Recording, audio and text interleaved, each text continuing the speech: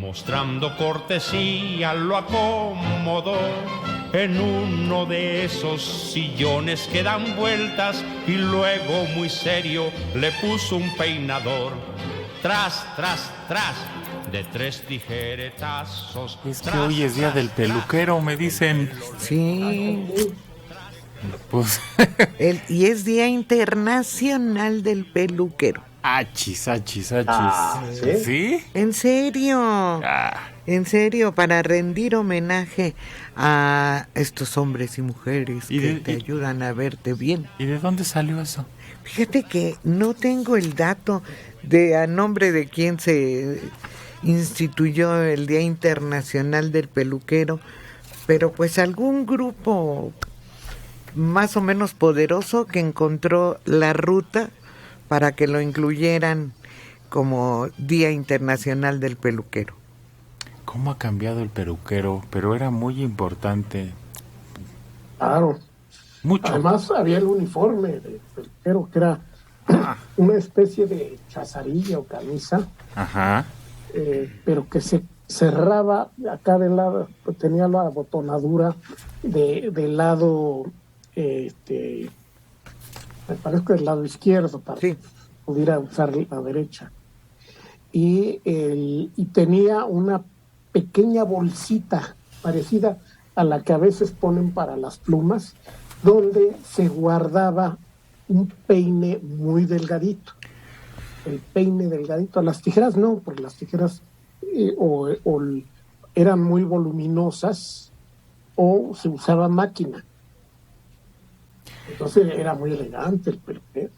No, había unos que traían como de vaquero para ponerse las tijeras, las distintas tijeras. Sí, porque utilizan varias. Hay quien utilizaba varias. La primera, bueno, yo cuando me cortaba y era corte con máquina, la máquina era de mano. Uh-huh. Sí. Chaca, le hacían con sus dedos. Porque me tocó todavía también peluquerías con paisaje. O sin paisaje. O sin paisaje. Sí, con paisaje tenías cara al árbol. Sí, no, con paisaje era contra el árbol. Ajá, sí, al revés. Y sin paisaje era al árbol, porque en el árbol estaba clavado un espejito.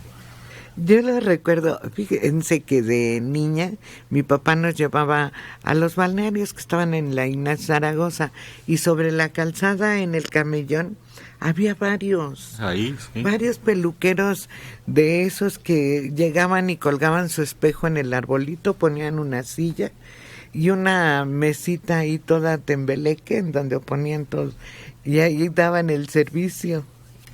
O el de cuando te decían con paisaje o sin paisaje, con paisaje, entonces giraban la silla hacia afuera, hacia la calle, sin paisaje era hacia adentro. Sí. Y te arreglaban cualquier desperfecto. Se reunía uno a platicar, a cantar, a leer las revistas viejas. A mí, yo me acuerdo todavía de niño, íbamos a peluquería de hombres. Ya ves que luego se convirtieron la mayor parte en unisex. Ah, sí. Y ahorita están regresando las barberías, pero estoy hablando de los 70s bajos, medianos más o menos. Mi papá iba con mis hermanos, que somos 3 hombres, íbamos los 4 a la peluquería, como tal, peluquería, y ahí le hacían las uñas, puro peluquero.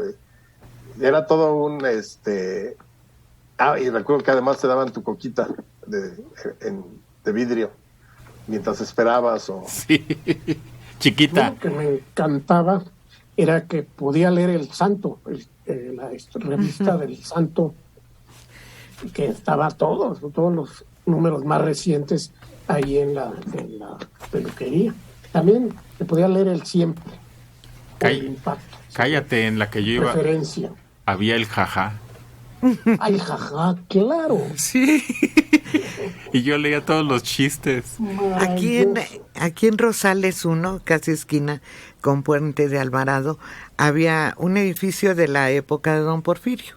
Y abajo había una peluquería que yo supongo que tenía más o menos la misma edad del edificio, pero lo más elegante, porque tenía Claro. los sillones que eran giratorios y tenían cromada la parte de abajo y tenían unos aditamentos para mojar la brocha, pero todos siempre brillantes, eran de cobre, pero siempre muy brillantes. Eran muy elegantes algunas peluquerías, con sillones ¿Sabes de cuál era la piel. más elegante? La del Hotel del Prado. Ah, sí. Hacia adentro. Estaba ahí adyacente a los baños del Hotel del Prado, que eran también los más elegantes.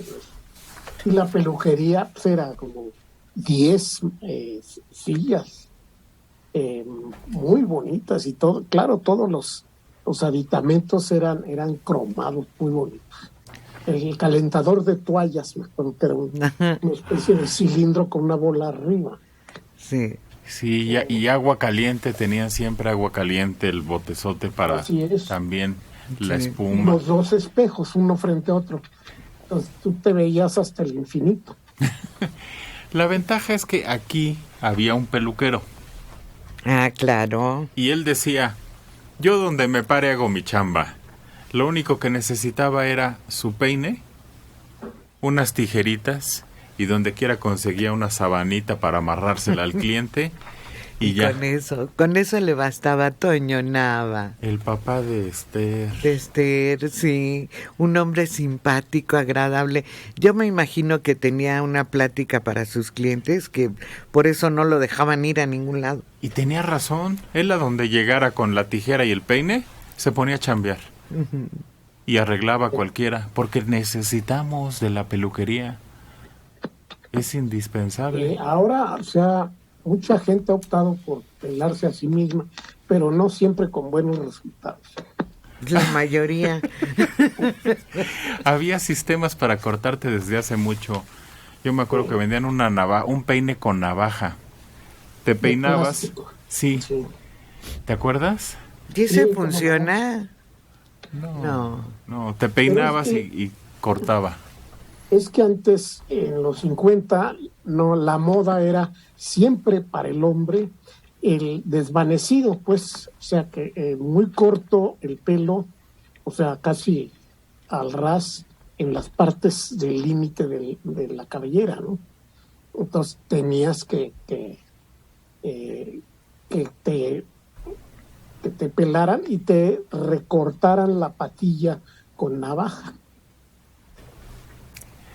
Es que antes hacían la barba y el bigote, porque antes era el bigote sobre todo muy delicado, que lo supieran cortar y que lo acomodaran, y te desencañonaban. Luego hubo una temporada que las estéticas unisex dominaron el negocio y ahora, como dice Alejandro, han regresado las barberías. Pero no se perdió el uso de la navaja de un solo filo. Muchos lo perdieron. Sí, y había un ritual. Aquella que afilaban en una tira de cuero. Eso, era asentar la navaja. Sí. Ah, Shaca, shaca, shaca. Y se supone que quedaba con un filo, pero preciso. Y, por ejemplo, mi papá, que usaba maquinilla de esta Gillette desarmable, le gustaba asentar la navaja nueva en la palma de la mano. ¡Ay! No se ponía de él, sino simplemente se presionaba para que sufría el mismo efecto que sufría con la tira de cuero. Este día 25 de agosto recordamos la santificación de la Iglesia Católica de Luis IX, rey de Francia. Fue en su reinado cuando jerarquizó la profesión y declaró a su peluquero hombre libre, equiparándolo a los caballeros, jueces, médicos y magistrados, autorizándole el uso en su atuendo de un espadín que era símbolo de tal distinción. Es hasta el reinado de Luis XIV cuando algunos peluqueros empiezan a considerarse como artistas. Pues sí. Sí. Ahora también era el peluquero, estaba encargado de hacer las sangrías, el sangrado, y era el cirujano. Sí. Cuando había que cortar una pierna, él lo hacía. O las sangrías. Sí, sí es el sangrado, sí. El sangrado que hacían. No, sí eran muy importantes. Pues felicidades a los peluqueros.